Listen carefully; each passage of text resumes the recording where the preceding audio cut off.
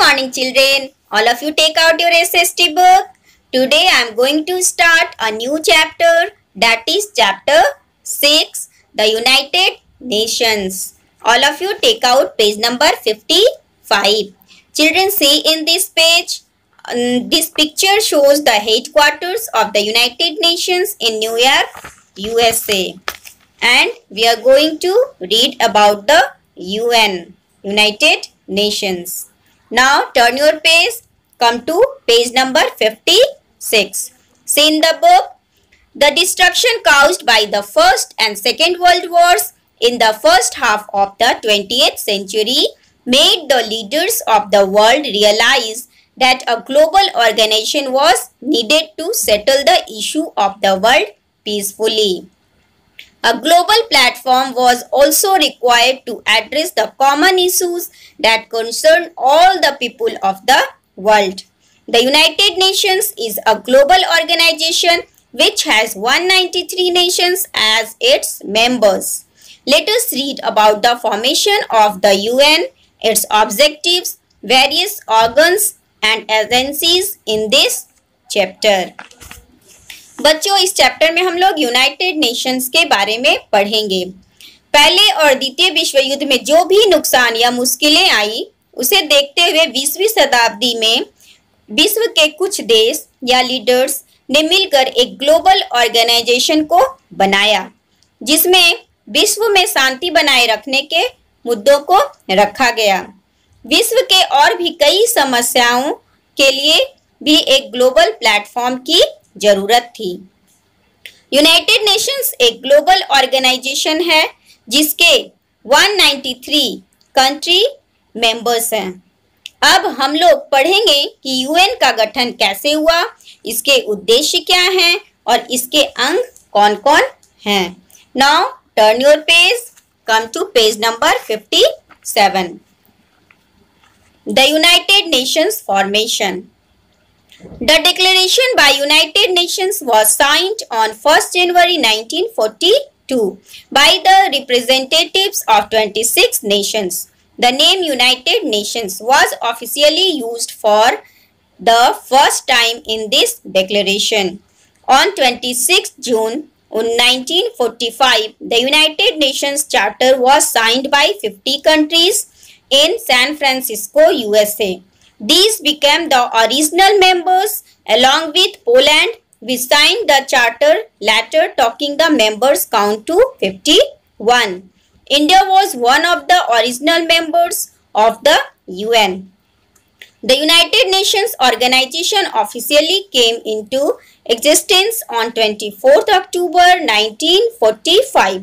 This day is observed as United Nations Day every year. The headquarters of the United Nations is in New York, USA. United Nation का गठन। United Nation की घोषणा पत्र को 1 जनवरी 1942 में 26 country के द्वारा पास किया गया। सबसे पहले यूनाइटेड नेशन, ये नाम इसी में आया।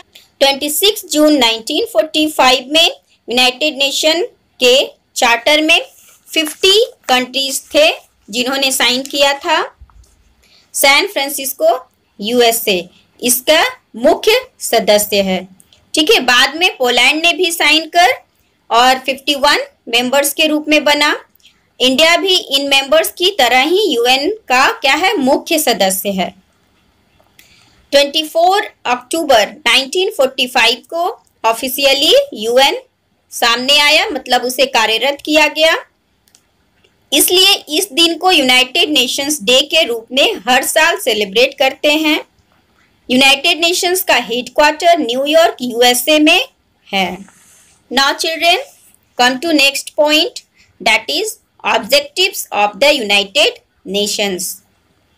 The main objectives of the United Nations are as follows.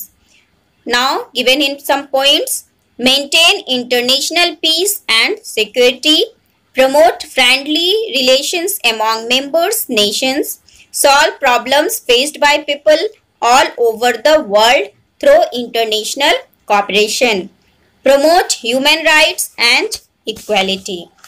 United nation के उद्देश्य को जानेंगे।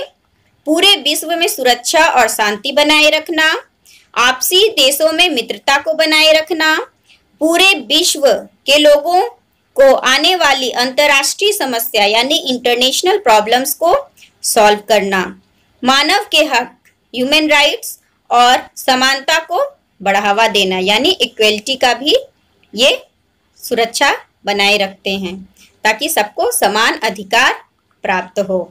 Emblem of the United Nations.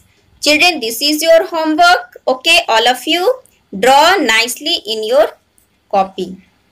Now come to next page, page number 58.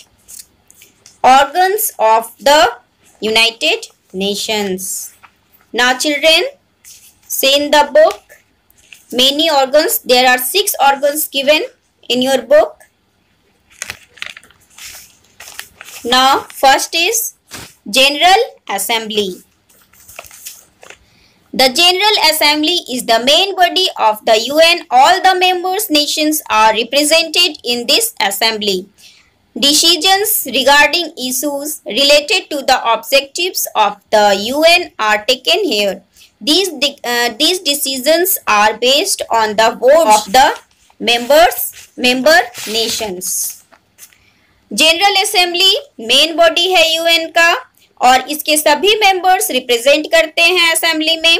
किसी भी मुद्दे पर यहाँ निर्णय लिया जाता है और मेंबर्स के वोट के अनुसार उसे लागू किया जाता है।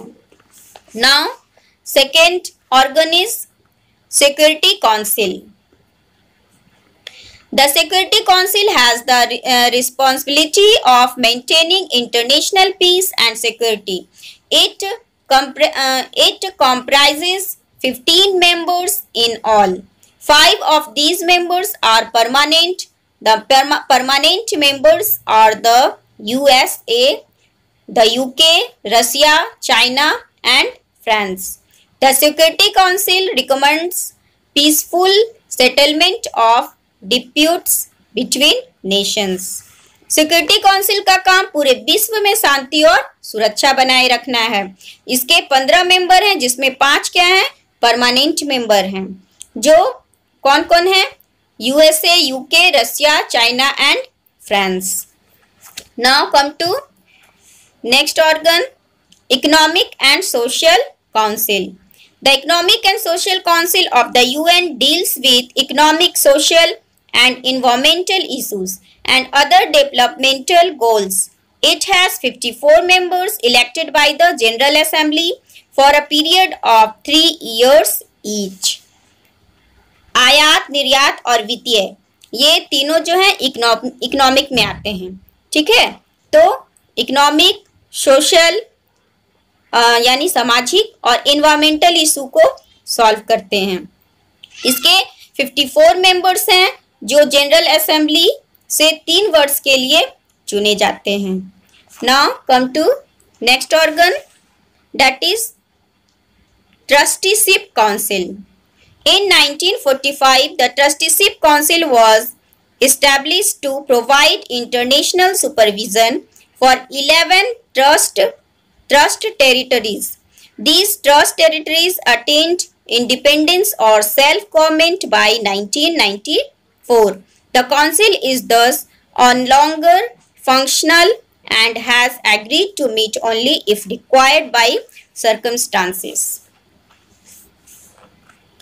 ट्रस्टीशिप काउंसिल 1945 में बना, जिसका कार्य इंटरनेशनल सुपरविजन करना है और जरूरत पड़ने पे ही इसकी बैठक होती है। Now come to next council, International Court of Justice. The International Court of Justice is the main judicial organ of the UN. It settles disputes between countries, gives advice on international law and safeguards human rights. International Court of justice ये main judicial organ है UN का, जो countries के विवादों को international law के तहत solve करता है और मानव अधिकार को भी सुरक्षा देता है। Now come to next organ, that is Secretariat. The Secretariat carries out the day-to-day work of the UN. It includes tens of thousands of international UN staff members. The Secretariat is headed by the Secretary General. He is appointed by the General Assembly for a 5-year term on the recommendation of Security Council. Secretariat हर दिन का ब्यौरा UN से लेता है। इसके 10,000 अंतर्राष्ट्रीय UN members हैं। इसके हेड जो हैं वो सेक्रेटरी जनरल हैं, जो हर 5 वर्ष के लिए जनरल असेंबली से चुने जाते हैं। Now children come to next page, that is agencies of the UN. Now in addition to the 6 main organs, the UN has many specialized agencies which work on specific issues. Some of these are given below.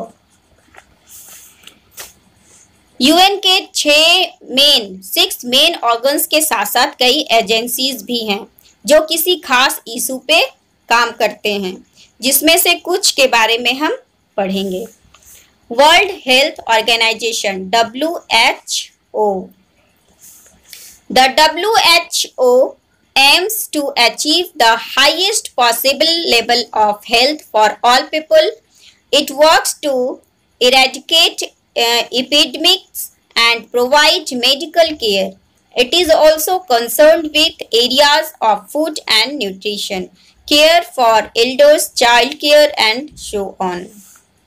World Health Organization, जिसे हम short में WHO बोलते हैं, इसका मुख्य कार्य क्या है? लोगों के स्वास्थ्य सुरक्षा से संबंधित है। ठीक है, ये लोगों के सुरक्षा और स्वास्थ्य का ध्यान रखता है।